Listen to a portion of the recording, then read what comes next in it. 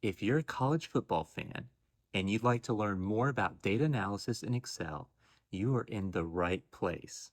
Hi, I'm Brian Amrine with Value Driven Analytics, and in this video, I'll show you how you can perform a college football analysis and even show you where you can download a data set of historical college football games so that you can follow along as we perform several different types of data manipulation in Excel analyzing college football games.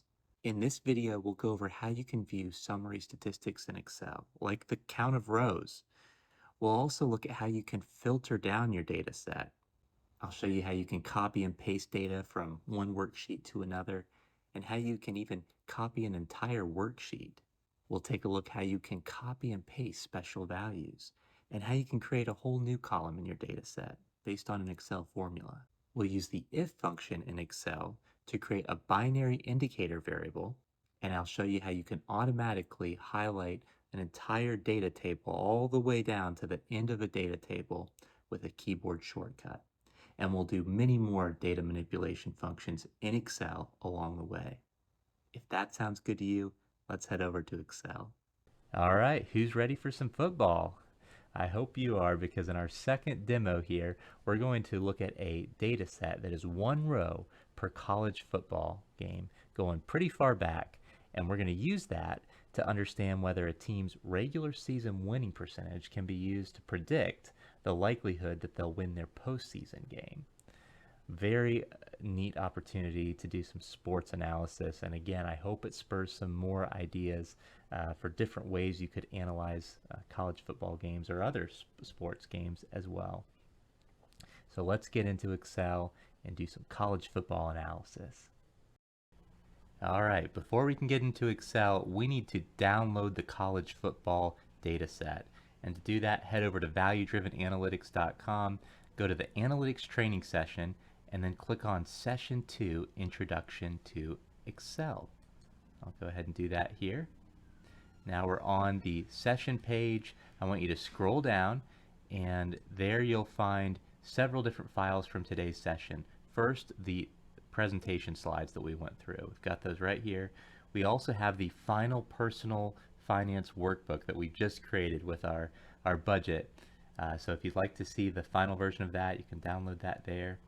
Now, the data set that we're going to be looking at today was actually downloaded from a Python API. I wrote some Python code in a Jupyter notebook and was able to grab all of that data. Just one example of many Python APIs that you can use to get publicly available data.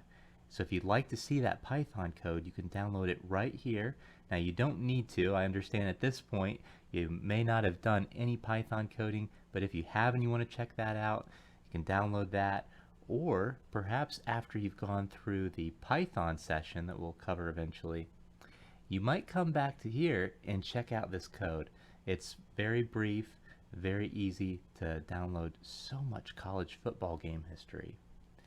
So what I've done for you in this case, since you may not have that Python experience, is I've ran that for you, and you can download the results, this collegefootballgames.xlsx Excel file right here. So go ahead and click on this.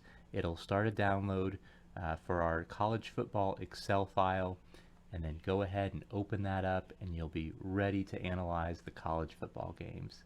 Now, while we're here, I'll also point out that we'll have our final college football games analysis available right here. So if you want to see the final result we're about to work on, come back and visit that. And our final financial modeling workbook that we'll plan on doing as our third use case today. All those files available on the Introduction to Excel webpage on valuedrivenanalytics.com. And now we're ready to start our college football analysis. Well, I hope you've got your helmet on, your shoulder pads on, because we are about to perform some college football analysis in Excel. Now, we've got our data set open. We've downloaded it from the website. Again, this is one row per college football game from the 1998 season listed first here. And if we scroll all the way down, we can see the latest college football game from the 2022 season that was actually played in 2023. the big one, Georgia versus TCU. Some of you might remember that game. And that's our college football data set.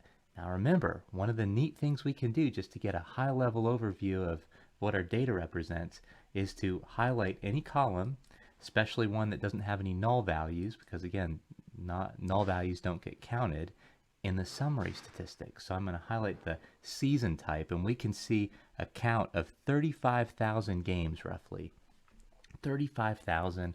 Believe this is NCAA Division One games that have been played between the 1998 and the 2022 season. Very cool. All right, well, let's start analyzing it. One of the things I'd like to do is I'm going to expand all of these columns, and in order to do that efficiently, just highlight all of them, double click on the first column's right edge, column A's edge, and there we go. We've got it expanded so we can kind of see things better here. The date, I think, was getting cut off before. I'm going to do a left align for all of these, kind of like that format. Again, sometimes I like to turn off the grid lines. In this case, I'm going to leave them on. And there we go. We've got our data set. It's called games here. I'm kind of going to preserve this as our comprehensive starting data set. But our task today is to try to use the regular season winning percentage difference between two teams that are playing each other in the postseason, and see if we can use that difference in their regular season winning percentage to predict which team actually wins the postseason game. And so in order to do that, we are going to need to get just the postseason games by themselves, at least initially, and then we'll look at the regular season games as well. So in order to do that, I will highlight the entire table. Now, before we've highlighted columns, we've highlighted rows, maybe because we wanted to insert a row or something like that. In this case, we want to copy the entire table. And to do that efficiently, we could just kind of try to do that manually. There's a lot of rows here, but a quicker way to do that, click on this top left corner, highlights the entire worksheet. Very handy. And from there, we can right click and anywhere in the body here and say copy. And then I'm going to click the plus sign to create a new worksheet here. I'm going to go to the very top left corner again, same place I clicked to copy before. I'm going to select the whole worksheet, right click on the body and say paste. I'm just going to do a regular paste here. There we go. We've got a copy of the worksheet. Now, another thing we could have done, in fact, I'll maybe do this in this case. I'll delete this. Yep. And I will right click on this and say move or copy. And I will say create a copy. And there you go. I've got a games 2. Now, I'm going to call this my postseason games, because we're eventually going to filter this down to just postseason games. Postseason games.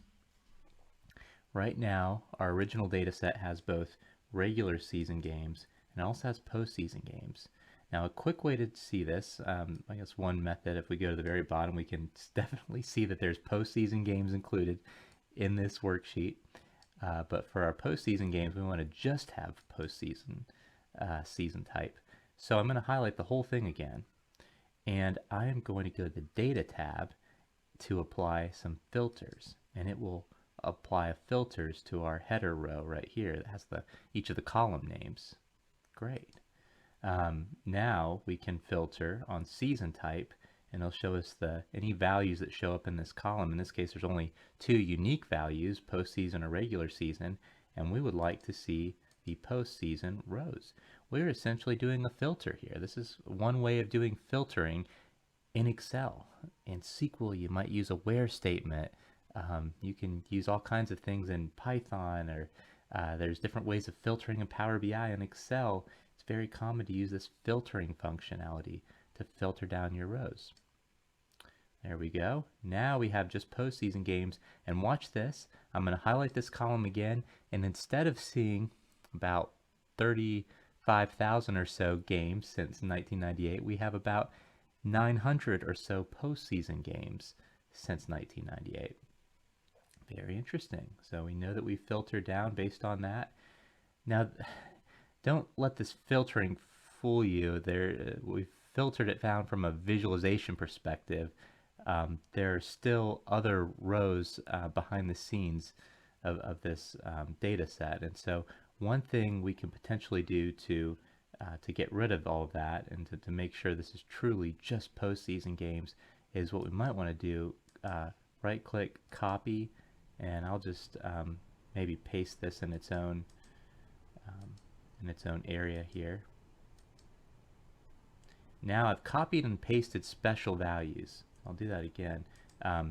Paste special and then choose values. Okay. And now I have the filter isn't even shown there anymore because I pasted it in a new workbook here. But you can see it's just postseason games. I'll just check the count here again. Okay, highlighting that column 892. All right, so actually I'm going to do rename just so I can copy the postseason games here. But I'm going to delete this version that has technically all the games but just a filter applied for postseason. Delete that now, and I'm going to call this our postseason games. There we go. So we filtered it down and then we applied it. Now I guess a quicker way to do that would just be to apply the filter in our original games table and then copy and paste it. Different ways of getting there. We'll come back to that as well. Okay, so we've got our table. This is a new worksheet. I'm going to go ahead and highlight all of these, double click on the right edge of A so that we can see all of the table. I'm going to go back to the home tab here, left align everything. Great, we have our postseason games. Now the first thing I'm going to do is create an indicator for whether the home team won that particular postseason game. And in order to do that, I'm going to add a new column header here. I'll call it won. Maybe be more specific about it. Home team won. And I'm going to write a formula in this cell J2 right below the home team won. And so in order to do that, I'm going to start off with an equal sign, and I'm going to use another function. We learned about the sum function before in our personal finance use case. This time I'm going to use the if function. Say if the home points are greater than the away points, that is a 1, otherwise a 0. So a function, again, takes in multiple arguments, and for the if statement, you can even see this before we close it off with the closed parentheses, a logical test. The test is whether the home points are greater than the away points, whether this cell is greater than this cell. And then comma, the next argument is what do you want the value of this cell that we're calculating right now, column J, what do you want it to equal if that condition is true, if the home points are greater than the away points, and what do you want it to equal if it's false? Well, you want it to be a 1 if it's true, a 0 if false. Close that off. It's a 1. Great. Now we could drag this down for all of our other formulas. In this case, we don't want to lock the cells. Look at that. It just populated everything, and it scooted the cells down for each row, which is great. That's what we want in this case. Another way of getting there quicker is actually to take this formula that we've written, go to the bottom right, and you'll see the icon changes a little bit. The cursor changes. Double click on that. It'll go down here by default, and then we'll just do double click, and it should take it all the way down. Yes. Great. Well, there were a lot of home team wins in this particular season.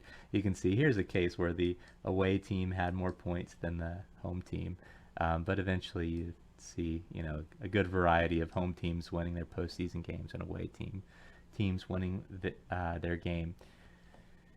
So we've got an indicator here. Now I'll go ahead and left align that one too. Double click that so that we have it expanded, see the whole title in column J.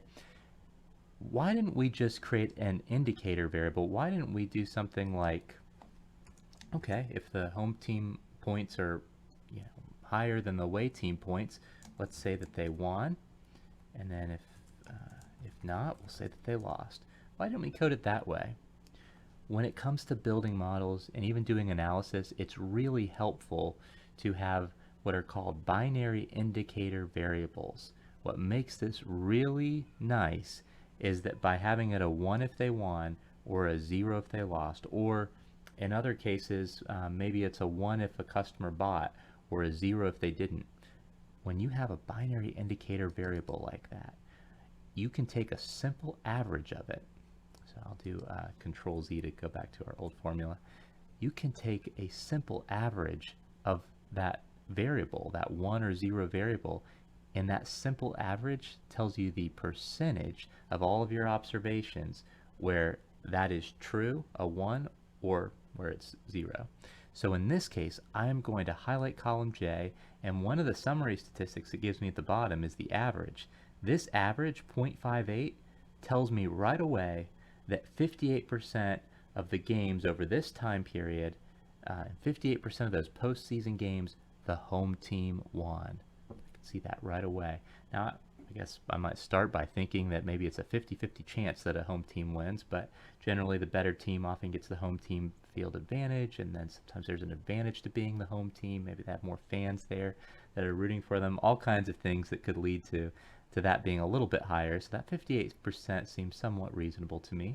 I'm trying to apply some sanity checks along the way. And this is a great start. Now, our objective is to look at that home team winning percentage and understand whether the regular season winning percentage had an impact on it. So we need to bring in both the home team's winning percentage for that season and the away team's winning percentage for that season to proceed with our analysis. Now this data set is only postseason games, so we're going to need to go back to our original games data set that has all the games, regular season and postseason. And I'm going to go ahead and highlight the whole thing by clicking on the top left here. I will go to the data tab, filter. I'm going to filter on season type, go to regular season. There we go. Now I'm going to click on the top left corner again, right click in the body, copy, click the plus sign to create a new worksheet. Click in the top left to select the whole worksheet, the new one. Right click, paste special, the values, okay. There we go. We've got all our regular season games. Let's count them up. Okay, about 34,500 or so. Very good. Now we've got our regular season winning percentages. So let's take a look at this. Expand all our columns. Left align. Great. Now here's an interesting thing about the regular season games. When we calculate all of the performance for a team, we could potentially group by the home team, and we might start there and think, yeah, if we just simply calculate the winning percentage among this home team field, then we'll be able to calculate their home team's winnings percentage. Very easy, right? But what we would miss there is any of the games that that team, Nebraska for instance, if we group by this column, we would miss all of Nebraska's away team games. We wouldn't factor them in. So we need to look at these games from a home team perspective, but also an away team perspective. And so we'll create two different worksheets and then union them all together. All right, before we do that, let's do a let's just kind of assess this from a home team perspective. So I'm going to say game type here. I will call this home. Game type is going to be home for everything in this worksheet. The team column is going to represent the home team because this is games from a home team perspective. So I'll just click on that, and then to bring down that formula, just click on the bottom right, double click. There we go. And then we're going to create an indicator for whether the home team won, similar to what we did with the postseason games already.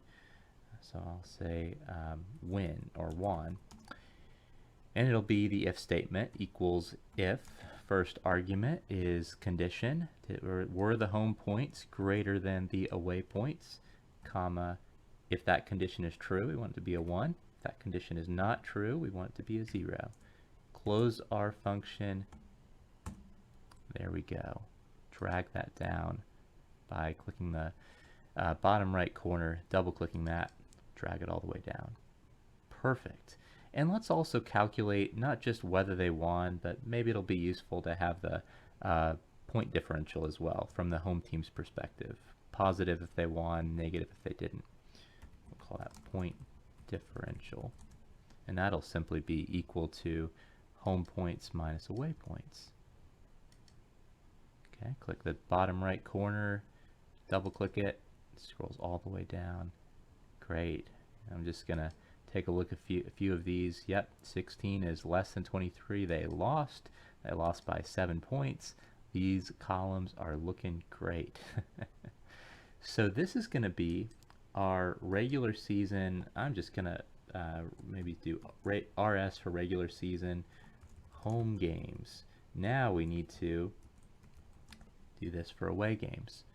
I'm going to right click on RS home games, move or copy, create a copy. Okay, now we have the exact table duplicated, and it just puts a 2 after it. I'm going to rename this and call it away games. All right, we've got away games now. Great. And what we need to do from here is update the game type to be away in this case.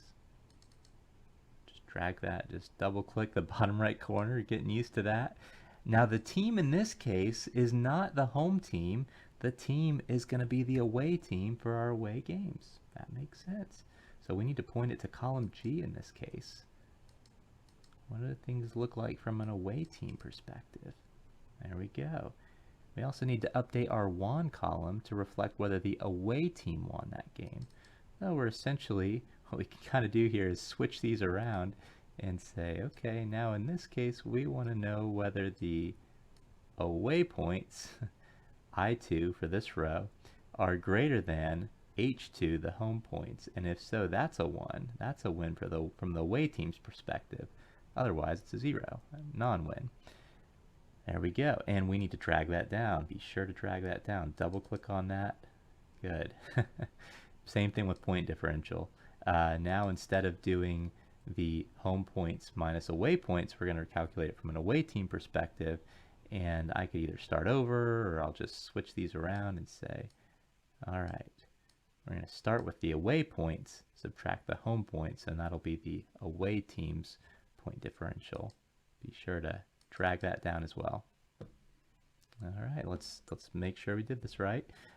Did the away team win? Yes, they did. Colorado 23, Michigan State 16 back in 1998, and they won. Colorado won by 7 points, so it's a positive 7 for Colorado. Let's just compare that to our home games here.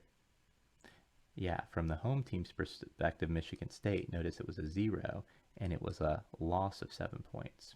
That's great. This is exactly what we want. I forgot to include the RS before.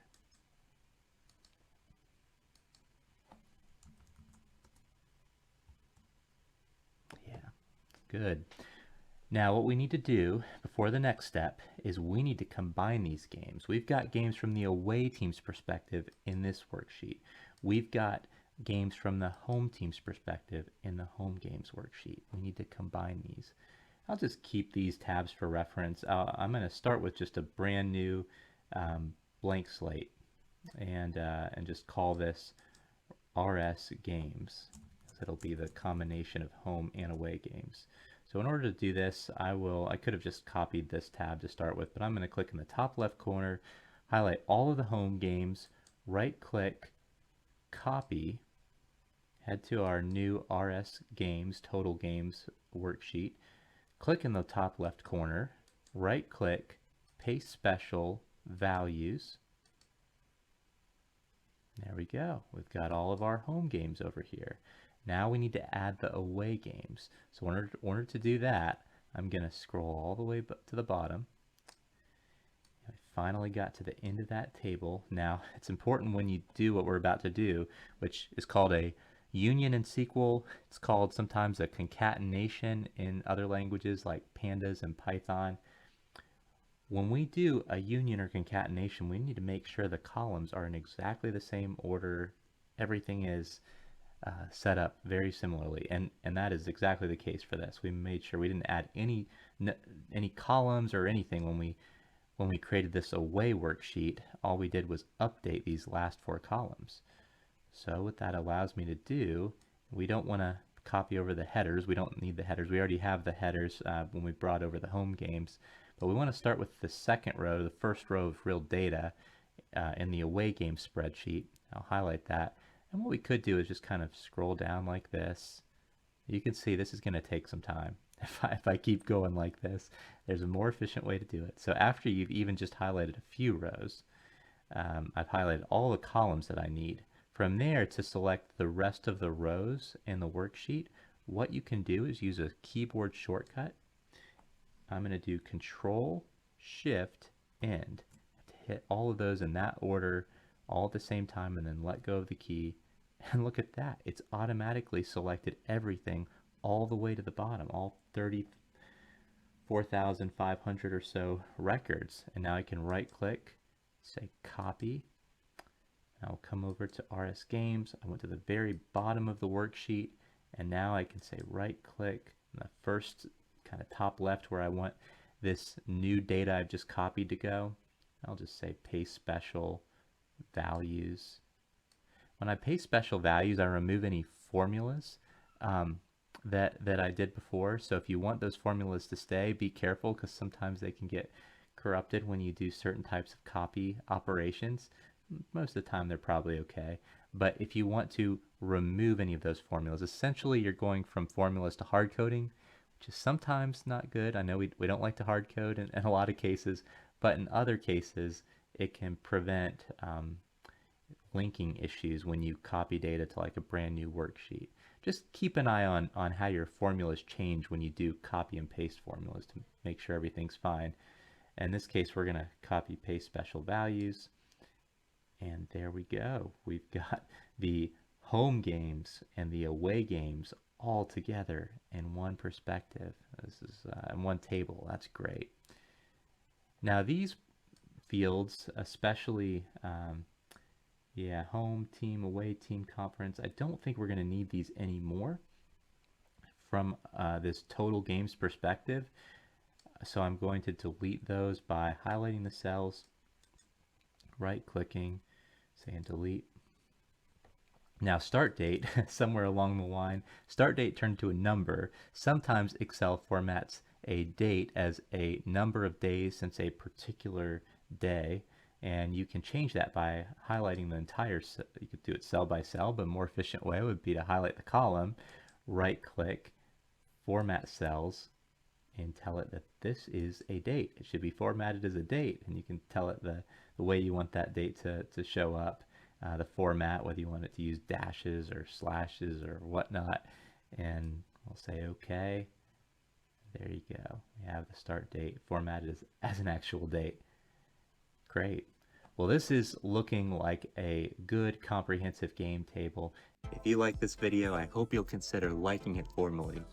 And if you'd like to see more analytics, data science, and leadership training videos, please consider subscribing to the channel. Finally, if you have any questions on what we discussed today, please leave a comment and I'll try to respond to it as soon as possible. Thanks again for watching, and I'll see you in the next video.